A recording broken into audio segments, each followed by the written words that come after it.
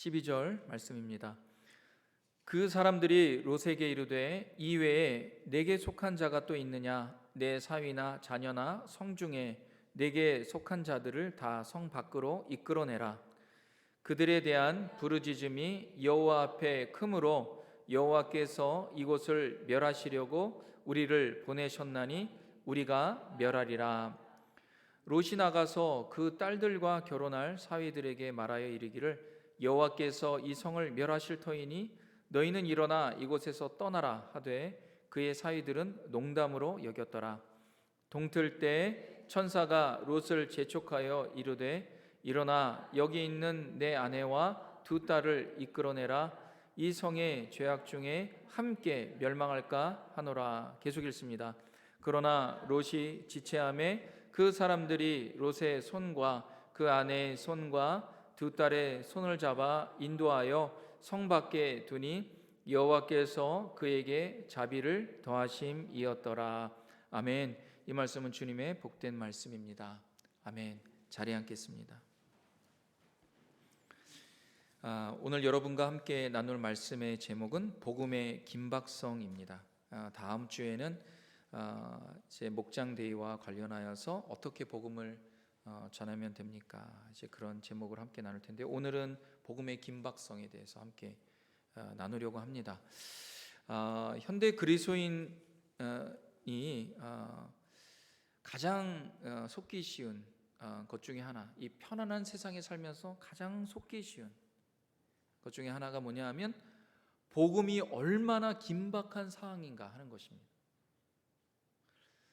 물론 편안하게 사는 삶이 잘못된 것은 분명 아닙니다. 그런데 복음이 얼마나 긴박한지 이것을 완전히 잊어버리는 것 굉장히 큰 문제입니다. 특히 이 교회와 그리스도인에게 복음에는 긴박성이 있어요. 긴박성이 있습니다. 당장 지금 복음이 선포되고 드려야 할 그런 영혼들이 있습니다. 그만큼 복음은 중요한 사항입니다. 복음이 긴박하지 않다면 굳이 하나님이 이 세상에 독생자 예수 그리스도를 보내셔서 십자가에 죽이기까지 하실 정도로 그렇게 할 이유가 없습니다. 얼마나 복음이 긴박하고 예수님이 이 땅에 하나님이신데 인간으로 오셔서 심지어 이 세상에 있는 모든 죄와 그 모든 저주와 죽음을 다 짊어지고 십자가에 죽으셨어요. 여러분 엄청나게 긴박합니다. 복음은. 그래서 기독교 초기의 예수님 제자들은요 복음을 전하다가 거의 다 순교하였습니다. 우리가 신약 성경에 있는 그런 예수님의 제자들, 또 이름 없는 제자들 포함하여서요 거의 다 순교하였어요. 왜 그들이 순교까지 할 정도로 그렇게 복음을 전하는가? 이 복음이 그렇게 중요하기 때문이에요. 긴박한 중요한 세상에서 다른 어떤 것과도 자기의 목숨을 내놓을 정도로 목숨과 바꿀 정도로 복음이 중요하기 때문이에요. 그런 복음에는 긴박성이 있습니다. 우리가 미국이나 이런 안락한 곳에서 편하게 살다 보면 이런 긴박성을 자꾸 잊어버려요. 교회가. 여러분 스데반 집사 아시죠? 스데반 집사는 예수님의 증인으로 복음을 전하다가 돌에 맞아 순교했어요. 제일 첫 번째에 나옵니다. 여러분 사도행전 12장에 보면은 예수님의 제자인 야고보 사도가 나오는데 야고보 사도는 예수님의 12 제자 중에 한 사람이에요. 처음으로 순교합니다. 여러분 야고보가 누구냐면 요한의 형제예요. 야고보의 순교를 통하여서 그 다음에 계속 순교합니다. 스데반 집사가 순교하고 야고보 사도가 순교하면서 순교자들이 계속 늘어납니다. 그래도 복음을 전하는 것을 교회와 그리스도인과 제자들과 사도들이 멈추지 않았어요. 야고보 사도가 어떻게 순교당했냐면 복음을 전하다가 헤롯이 그게 너무 못마땅한 거예요. 헤롯 왕이. 그래서 헤롯 왕이 자객을 보냅니다. 야고보에게 자객을 보내서 그 자객이 야고보를 칼로 찌릅니다. 그래서 칼에 맞아 순교해요. 야고보가. 여러분 왜 이들이 이렇게 죽음을 불사하고 복음을 전합니까? 쉬엄쉬엄 해도 돼요. 쉬엄쉬엄. 그런데 왜 이렇게까지 해야 합니까? 왜냐하면 복음을 알지 못해 죽어가는 수많은 사람들의 그 좌절과 신음과 고통이 있기 때문에 그래요.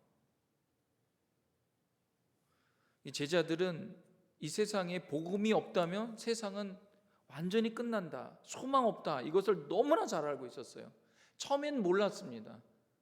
근데 예수님이 누구인가 알게 되면 알게 될수록 예수님이 왜 이 땅에 오셨는가, 그분이 하나님의 아들이고 하나님의 아들이 인간의 몸으로 이 땅에 오신 것조차도 이게 엄청난 사건인데, 그분이 그냥 있다가 복음 전하고 돌아가셔도 되는데 이분이 세상을 위하여 십자가에 죽음까지 하신 그 이유가 무엇인가, 가장 복음에 대한 긴박성을 갖고 알고 있었던 분이 예수님이에요.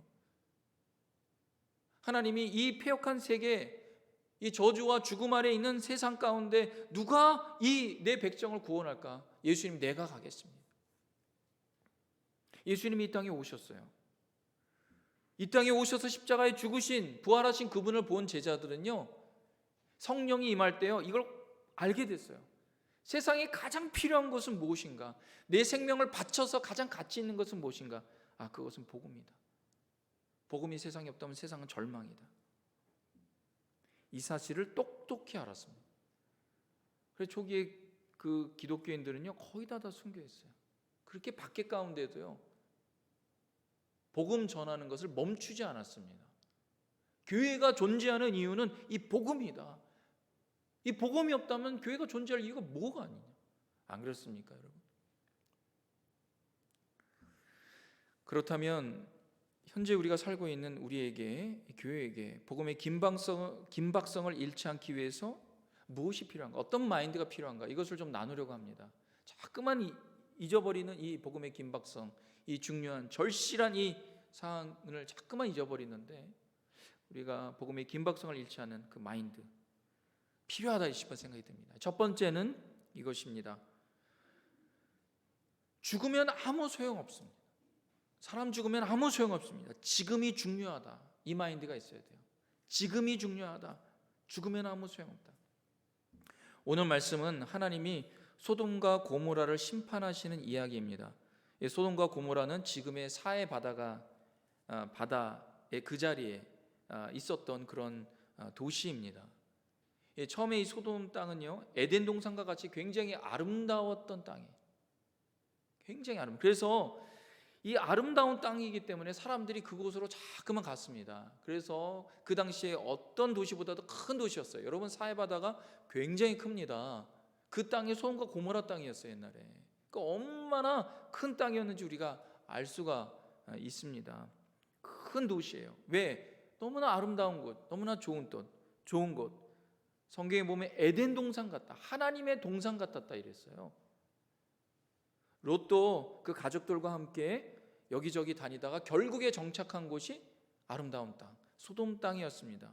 아브라함과 롯이 이제 그 재산이 많아지니까 서로 막 다투고 싸우니까 아브라함이 우리가 이제 헤어져야 될 때가 왔다. 그래서 너가 동하면 난 서하고, 너가 북하면 난 남하겠다. 그러면서 너가 좋아하고 너가 원하는 곳으로 가라. 롯이 가족들과 함께 간 곳이 소돔 땅이에요. 처음엔 소돔 땅에 처음부터 가지는 않았고 중간중간 가다 보니까 물어물어 사람들이 어디가 제일 좋은 땅인가 보니까 소돔 땅인 거예요. 사람들 그렇지 않습니까? 이 미국에서 살다 보면 어디가 제일 좋아? 이런 얘기 하잖아요. 어떤 사람이 내가 좋아하고 내가 가고 싶은 곳에 살면은 참 좋겠습니다, 부러워합니다, 뭐 그런 얘기 하지 않습니까? 사람은 다 좋은 곳에 가려고 해요. 여러분, 소돔과 고모라가 그런 땅이었어요. 하나님의 동산과 아름다운 땅이었어요. 그런데 이 땅이 사람들이 모이면서 참 잘 살면 되잖아요. 그런데 하나님 말씀에 순종하지 않고 하나님을 없다고 여기는 사람들이 그곳에 모이다 보니까 어떤 일이 일어나냐? 죄악으로 가득한 땅이 되었어요. 너무나 그 땅이 고통받는 거예요. 어느 날 천사들이 와서 롯에게 죄악으로 가득한 이 소돔 땅을 하나님이 불로 심판하실 것이다, 이런 계획을 알려줍니다. 심판이 얼마 남지 않았으니까 이 패역한 도시를 빨리 떠나라고. 지금 얼마 촉각을 다투고 있으니까 지금 이렇게 있으면 안 됩니다. 천사가 롯에게 이야기합니다. 또 뭐라고 얘기하냐면 천사가 롯에게요, 당신뿐만 아니라 당신 가족, 또 가족과 연결되어 있는 주변에 살릴 만한 가족이 있으면 더 알려서 이 심판을 좀 면하라고 그렇게 친절하게 가르쳐 줍니다. 롯이 그 말을 듣고요, 딸들과 결혼한 사돈집에 가요. 밤에 갑니다. 밤에. 천사가 재촉하니까 밤에 가서 그 사위 사돈 가족들에게 이야기를 합니다. 지금 이 소돔과 고모라가 지금 멸망하는데 하나님이 심판할 그런 계획을 갖고 있는데 여기서 나와야 된다. 지금 바로 나와야 된다. 왜? 천사가 그렇게 얘기했으니까요. 그런데 이 사위와 또 그 사돈 가족들은요, 농담하는 줄 알았어요. 롯이. 그 이야기가 오늘 본문에 나옵니다. 우리 14절 말씀 한번 다 같이 한번 읽어보도록 하겠습니다. 시작. 롯이 나가서 그 딸들과 결혼할 사위들에게 말하여 이르기를 여호와께서 이 성을 멸하실 터이니 너희는 일어나 이곳에서 떠나라 하되 그의 사위들은 농담으로 여겼더라. 지금 롯이 나가서 이 밤에 나간 겁니다. 나가서 이 사위들에게 사돈에게 이야기하는 거예요. 여 하나님께서 이 성을 멸하신다, 심판하신다. 우리 일어나, 너희는 일어나서, 너희라고 그러니까 복수 아닙니까? 거기는 가족들 다 일어나서 떠나십시오. 그런데 사위들이 농담으로 여겼다 그랬어요. 농담으로 여겼다. 오늘날까지 이렇게 평온하고 여전히 아름다운 도시인데 말도 안 된다는 거예요. 말도 안 돼. 이렇게 생각했을 것입니다. 여러분이 만약 복음을 전하고 하나님 말씀 전하고 여러분 예수님 믿지 않으면 우리는 심판받습니다. 여러분 죽으면 그냥 끝나는 게 아니에요. 죽으면 영원한 심판이 있습니다. 천국이 있고 지옥이 있습니다. 죽음이 있습니다. 여러분 예수님 믿어야 됩니다. 여러분 이런 얘기할 때 여러분 주변에 아멘 맞습니다 하고 다 그 말 따라오는 분들이 많습니까? 아니면 우습게 여깁니까? 무슨 말 같지도 않은 얘기 하냐고. 뭐 친분이 있으니까 그 말은 못하더라도 됐다고 그런 얘기 하지 말라고. 여러분 그런 농담으로 여기는 하나님 말씀 복음으로 복음을 전할 때 농담 여기는 농담처럼 아무 이야기도 아닌 것처럼 그렇게 여기는 사람들이 있을 겁니다. 이게 참 안타까운 거예요. 그런 일은 절대로 없다 이런 생각이 드는 거죠. 그런데 문제는 이 사위들과 같이 주변 사람들이 하나님 말씀을 농담으로 별 대수롭지 않게 여기게 되니까 어떤 일이 있느냐, 롯과 그의 가족들까지도 영향을 받는 거예요. 그의 가족들도 영향을 받아요. 우리가 좀 유난 떠는 것 아닌가, 정말 이 도시가 심판을 받는다고? 정말 천사가 전해준 그런 이야기가 이게 정말 맞는 거야? 내 주변에 봐봐, 나하고 그렇게 친분이 있고 결혼할 사이조차도 우습게 여기는데, 이런 생각이 들어요. 여러분 교회가 복음을 전하고 그리스도인이 복음을 전하다 보면 거절을 받습니다. 심지어 우습게 생각하고 어떤 사람은 야유하거나 경멸하는 사람도 있어요. 여러분 그런 거절감 받으면요, 내가 지금 뭐 하고 있는 거지? 내가 이거 지금 하는 게 맞아? 정말 그럴까? 이런 생각이 들면서 점점 움츠려듭니다. 여러분 사단이 영적 전쟁에서 가장 원하는 게 그거예요. 교회와 그리스도인이 복음 전하다가 거절감 받을 때 움츠려들도록 하는 것, 아무것도 안 하는 것. 여러분 이것이 영적 전쟁에서 실은 우리가 교회가 실패하는 것 중에 하나가 이거예요. 아무 일도 하지 않고 그냥 그 자리에 있어. 거절감 받으면 그렇게 되는 거예요. 이 롯과 롯의 가족들이 그랬어요. 그러니까 롯이 지체하는 거예요. 내가 지금 이거 떠나는 거 맞아? 이 재산 놔두고 지금 내가 뭐 하는 거지? 그러니까 천사들이 재촉합니다. 지금 뭐 하고 있는 거지? 그 내용이 15절에 있어요. 다 같이 한번 읽어보도록 하겠습니다. 시작. 동틀 때 천사가 롯을 재촉하여 이르되 일어나 여기 있는 내 아내와 두 딸을 이끌어내라. 이 성의 죄악 중에 함께 멸망할까 하노라. 동틀 때, 지금 밤에 나가야 되는데 동틀 때까지 지체하고 있는 거예요. 그러니까 천사가 롯을 재촉합니다. 지금 뭐하고 일어나서 여기 있는 내 아내와 두 딸을 이끌어내라. 처음에는 롯에게 이야기합니다. 당신이 그렇게 해야 됩니다. 이 성이 죄악 중에 함께 여러분이 멸망할까 두렵습니다.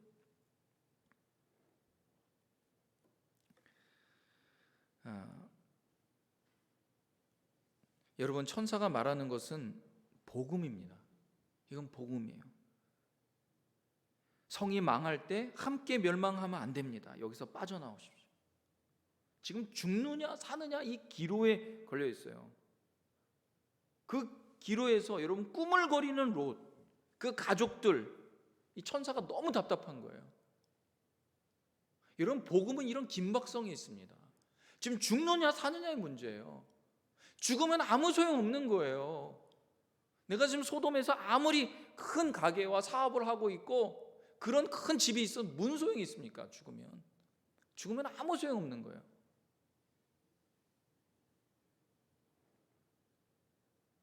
여러분, 복음을 전하고 그렇게 할 때는 그렇게 우습게 여기던 사람도요, 장례에 가면요 완전 달라져요. 제가 아마 여러분보다는 목회자이기 때문에 장례를 좀 더 많이 다녔을 거예요.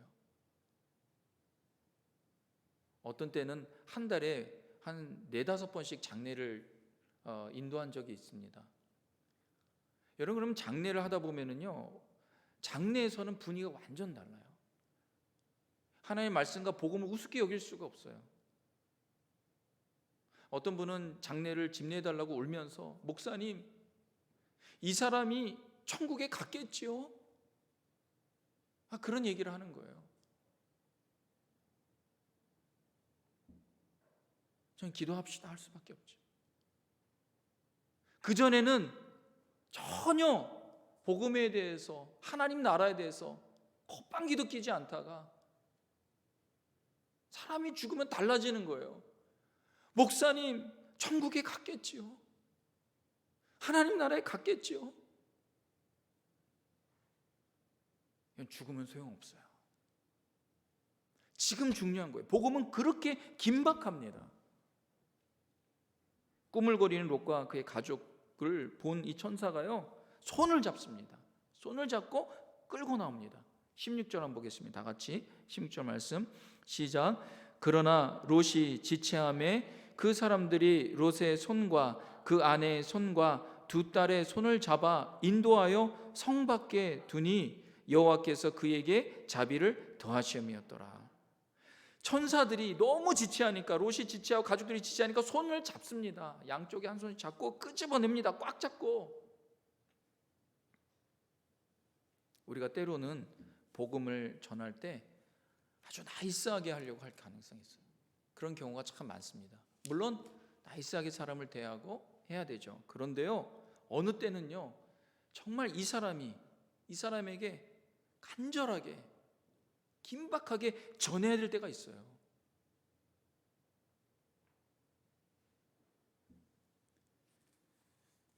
교회가 복음의 그런 과거의 야성을 많이 잊어버렸다 싶은 생각이 들어요. 너무 나이스하게. 만약에 천사가 지체하는데, 그래요, 그럼 좀 기다리세요, 좀 편하게 좀 있다가 좀 시간 보내다가 나오세요, 이랬으면요 그냥 다 죽는 거예요. 여러분, 우리가 사랑하는 그 사람이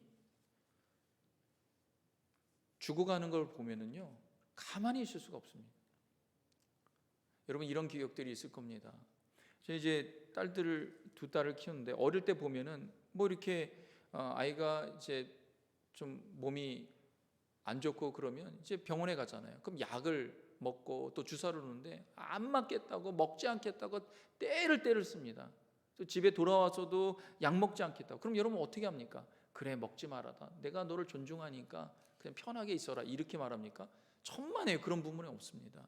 너가 지금 병원에 갈 정도로 이렇게 아픈데 지금 뭐 하고 있는 거냐고. 그러면서 애가 알았던 뭐했던 막 약을 먹입니다. 어느 때는 뭐 물에다가 단물을, 설탕도 꿀도 타갖고 먹이기도 하고, 밥에다 먹이기도 하고, 또 양세 안 먹겠다고 퇴퇴 뱉으면 또 애를 갖다가 어떻게 하면 먹이게 하려고. 왜 그럽니까? 사랑하기 때문에 그래요. 왜? 아이가 건강해야 되니까. 계속 안 먹고 그러면 또 병 걸리면 어떻게 합니까? 여러분, 이런 마음이에요. 복음을 여러분 어떻게 생각합니까?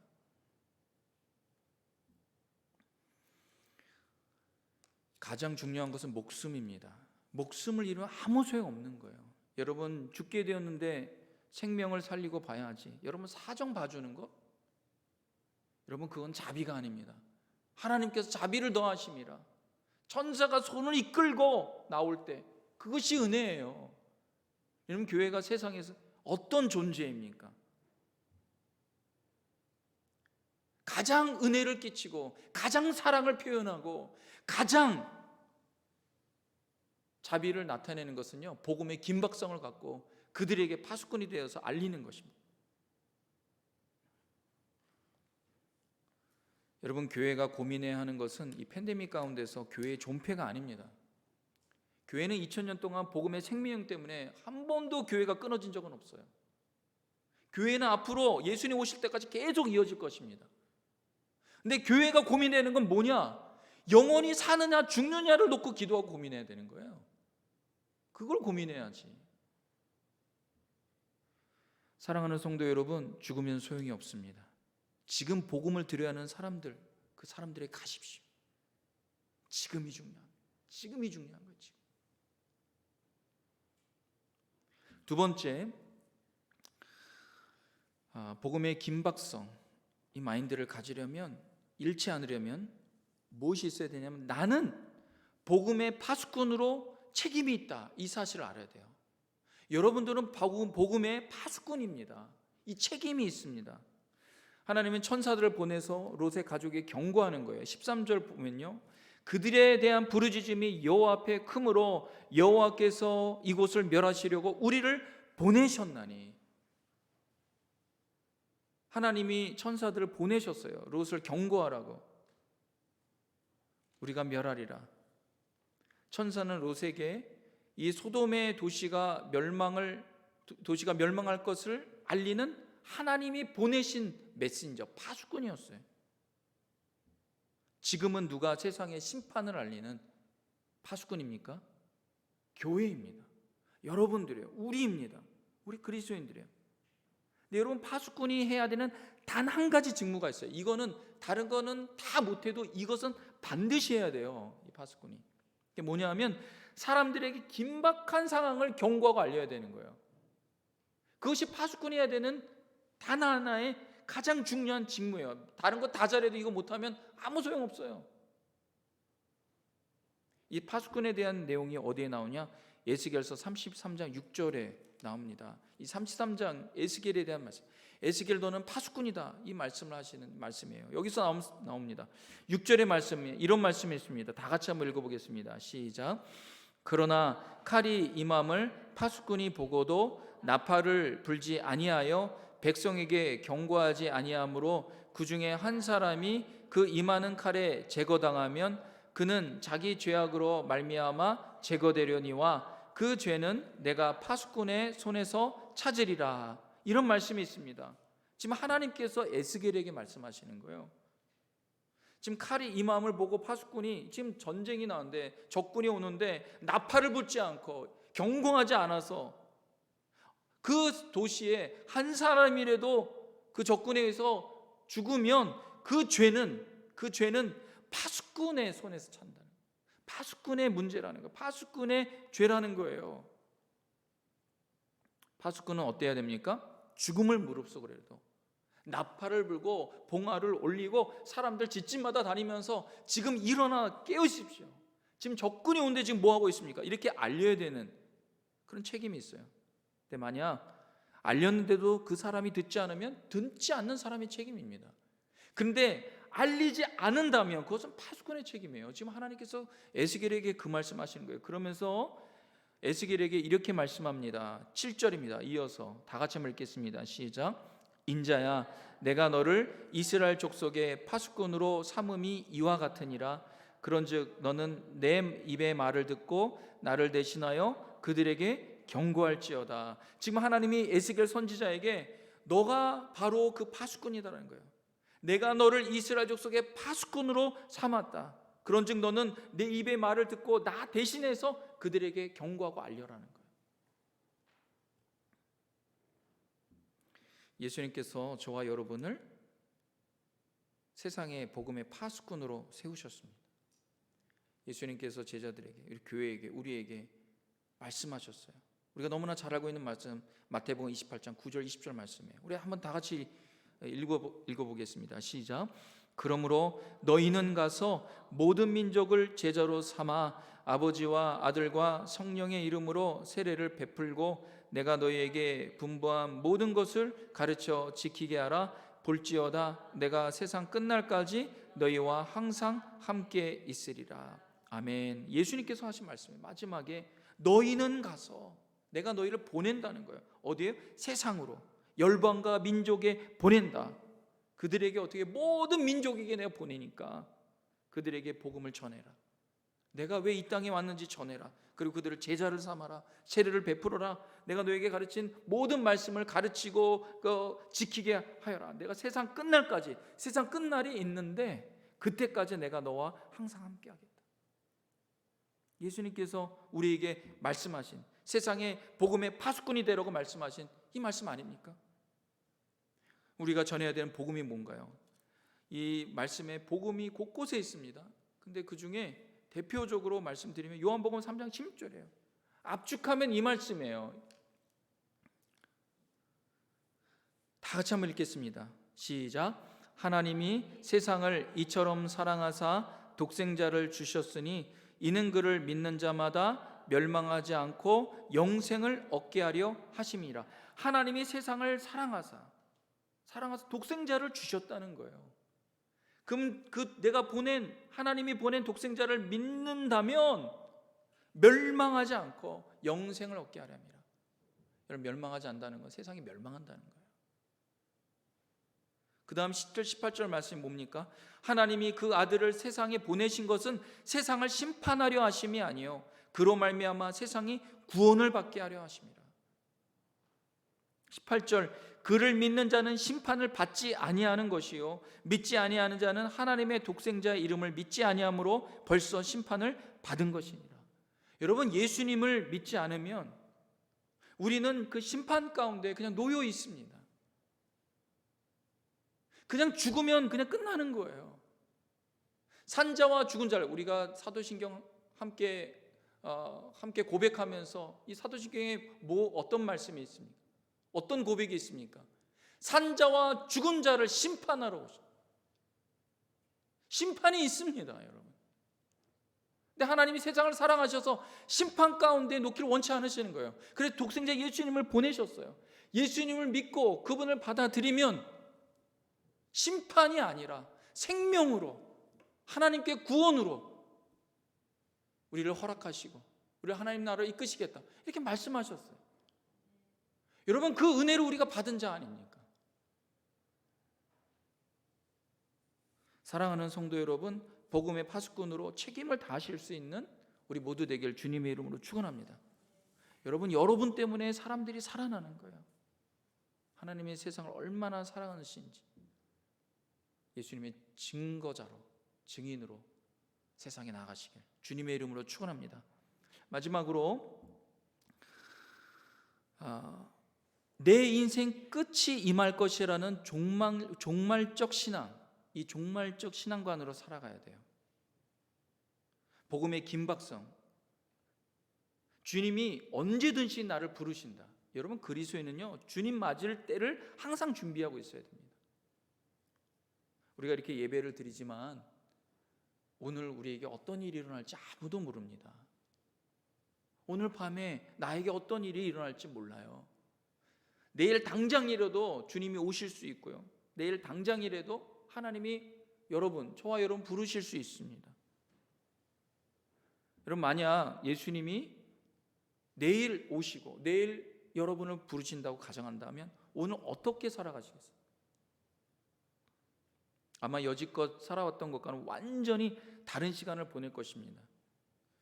어느 날 그 시한부 선도를 받은 사람들이 동일하게 하는 말이 있대요. 그건 뭐냐면 지금까지 내가 살아왔던 인생 후회한다는 거예요. 내 인생이 시한부가 된다면 나 이렇게 안 살았다는 거예요. 나 이렇게 안 살았다. 정말 더 가치 있고 더 의미 있는 시간을 보냈을 거다. 이런 이야기를 하는 거예요. 어느 교회에 소설가인 여 집사님이 있었다고 합니다. 이 집사님은 이제 소설을 너무 잘 써서 이제 인기가 많고 또 소설이 잘 팔리고 돈도 많이 벌고 또 많이 번 돈으로 투자도 해서 집도 몇 채, 빌딩도 몇 채 이렇게 있었다 그래요. 근데 어느 날 몸이 좀 너무 이상해서 진찰을 받았는데 간암, 말기라는 진단이 나왔다고 합니다. 그러니까 남은 삶이 불과 3개월밖에 안 된다는 시한부 인생 이 언도를 받은 거예요. 그 순간 이 집사님이 전도서의 말씀이 생각났다 그래요. 헛되고 헛되며 헛되고 헛되니 모든 것이 헛되도다. 이게 전도서 1장 2절 말씀 아닙니까? 그동안 지금껏 살아온 모든 삶이 헛되게 느껴졌다는 거예요. 사랑하는 가족의 얼굴을 쳐다보아도 그동안 그냥 힘써서 장만해 놓았던 가구들, 또 집들, 또 심혈을 기울여서 써온 원고뭉치들, 또 투자해서 이렇게 얻은 그런 빌딩과 집들, 그거 쳐다보아도 그냥 눈물만 났다는 거예요. 이 여자 집사님이 도무지 참을 수 없어서 교회로 달려갔다고 합니다. 아무도 없는 교회에 홀로 무릎을 꿇고 흐느끼면서 처음으로 하나님께 깊은 기도를 드렸대요. 주님, 저의 생명을 연장해 달라고 구차한 요구는 드리지 않겠습니다. 이런 기도를 했다고 그래요. 그러나 이 한 가지만큼은 꼭 들어주시기 바랍니다. 남은 3개월 동안에 제가 무엇을 해야 저의 삶이 의미 있는 삶이 되겠습니까?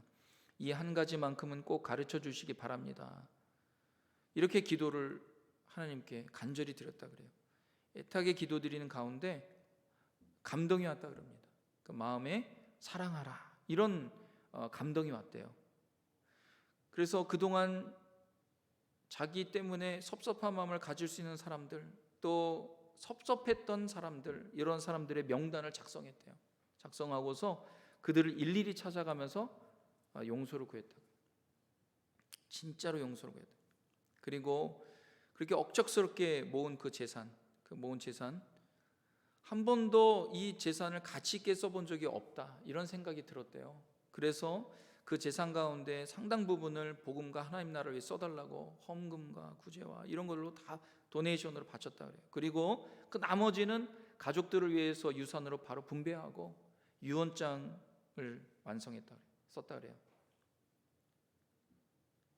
이제는 그는 글 쓰는 것도 또 재산 불려가는 것도 아무런 의미가 없는 거예요. 3개월 시한부 인생이니까. 그래서 틈만 나는 대로 하나님 말씀 성경을 읽고 하나님과 깊은 교제 가운데 기도하고 그리고 구제하고 사람들 만나서 복음 전하고 용서하고 사랑을 나타내고 도와주고 이렇게 정말 자기 인생의 3개월은 정말 쪼개서 가치 있는 삶을 살았다. 그런데 이제 3개월이 지났는데 이쯤 되면 난 죽겠구나. 그래서 죽음을 준비하고 이제 있는데 누워 있는데 3개월이 지나고 하루 이틀 3일 됐는데도 죽지 않는 거예요. 그대로 생명이 남아 있는 거예요. 그래서 이게 무슨 일인가? 그래서 다시 병원에 갔다고 합니다. 병원에 가서 진단해 보니까 간암이 아니라 오진이었다는 거예요. 그러니까 너무 과로해서 간에 무리가 갔을 뿐이라는 거예요. 그 교회 목사님이 이야기를 듣고 여집사님에게 찾아와서 위로했다고 합니다. 집사님 얼마나 억울하세요? 어디 가서 이 보상을 받겠습니까? 그때 이 집사님이 이렇게 대답했다고 합니다. 아닙니다 목사님, 저는 제 생애 가운데서 지나간 3개월처럼 의미 있고 값진 삶을 살아본 적이 없습니다. 앞으로 저의 남은 삶이 얼마가 되든지 간에 저는 언제나 시한부 인생을 살아가는 심정으로 살렵니다. 여러분, 시한부 인생을 살아가는 심정이 뭡니까? 종말론적 신앙이에요. 주님 언제든지 나를 부르시면 나 준비되어 있습니다. 주님, 내가 오늘 하루 시한부와 같은 인생으로 주님 부르시는 걸 기다리면서 가치 있는 인생, 의미 있는 인생 그렇게 살겠습니다. 여러분, 이러한 종말론적 신앙이 복음의 긴박성을 갖게 합니다. 여러분, 죽으면 소용없어요. 지금이 중요합니다.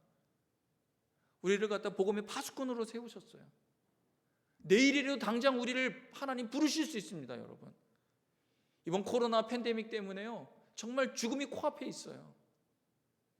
코로나가 처음에 터질 때 얼마나 많은 사람들이 죽었습니다. 상상도 할 수 없는 일이 있어요. 어떻게 이런 일이 이 세상에 있을까, 이런 싶은 생각이 있어요. 그러면서 깨달은 게 뭡니까? 죽음은 내 것이 아니고 생명도 내 것이 아니구나. 하나님이 언제든지 부르시면 우리 갈 수 있구나. 태어나는 것은 시간차가 있지만 하나님 부르시는 건 시간차가 없습니다. 언제든지 갈 수 있어요. 여러분, 우리가 이런 시한부 심정과 같은 그런 종말론적 신앙으로 여러분 살아갈 때 놀라운 하나님의 나라가, 영혼을 살리는 역사가 일어날 줄을 믿습니다. 그런 인생이 정말 가치 있는 인생, 의미 있는 인생이에요. 하루하루 그렇게 살아보십시오. 소망이 생기고 희망이 생기고 절망이 있는 사람들 볼 때마다 정말 눈물로 기도하게 되고 그들을 하나님의 사랑 전하고 싶은 마음이 생기게 되고, 여러분, 그런 인생 하나님께서 어떻게 하시겠습니까? 저는 그런 인생 하나님이 쓰실 거로 저는 확신합니다. 여러분, 이 팬데믹 가운데 우리가 가장 교회가, 그리스도인이 투자해야 되는 것은 무엇입니까? 여러분, 죽음이 코앞에 있어요. 여러분, 지금은요 기회입니다. 복음 전할 기회. 많은 사람들이 두려워하고 있어요. 여러분, 그리스도인은 죽음을 두려워하는 자들이 아니에요. 우린 부활이 있고 영원한 생명이 있는데 뭘 죽음을 두려워합니까? 우린 죽으면 할렐루야야, 할렐루야. 그러나 하나님께서 이 땅에 생명을 주신 이유가 뭘까요? 복음의 파수꾼으로 이 세상을 사랑하셔서 예수님 오셨는데, 그런 은혜와 사랑을 받은 자로서 심판에 있는 자들, 심판에 놓이는 자들 가운데 생명과 구원을 얻으라고, 여러분, 그래서 우리에게 자비를 더하신 거 아닙니까? 여러분이 천사처럼 우리가 정말 복음의 파수꾼으로 주변에 정말 여러분을 사랑하는 자들, 심지어 미워하는 자들에게도 복음을 전해 보십시오. 지금은 복음의 기회입니다. 사람들이 다 갈망하고 있어요. 메말라 있어요. 사람이 다 죽음에 두려워하고 있습니다. 세상에서 가장 죽음을 두려워하지 않는 자들이 누굽니까? 복음을 가진 자, 그리스도인입니다. 소망을 전하시기 바랍니다. 그런 놀라운 은혜를 우리 모두 다 경험할 수 있는 우리의 삶이 되길 주님의 이름으로 축원합니다. 기도하겠습니다. 하나님 아버지, 예수님 우리 가운데 주셔서 감사합니다. 이 복음, 이 생명 가진 자로 세상에 나가 복음의 파수꾼으로 예수님 내일 부르셔도 주님, 내가 오늘 가치 있는 삶 살았습니다, 그런 고백함으로 오늘 하루 살아가는 복된 우리 모두 되도록 축복하여 주시옵소서. 예수님의 이름으로 기도합니다. 아멘. 우리 자리에서 다 같이 일어나셔